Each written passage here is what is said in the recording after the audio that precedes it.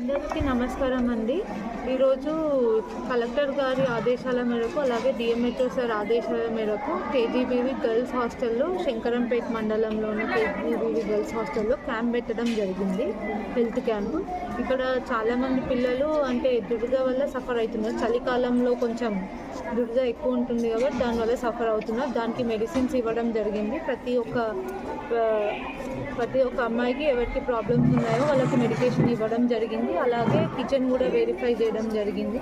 Kitchen కూడా చాలా క్లెన్లీనెస్గా ఉంది, నీట్గా ఉంది.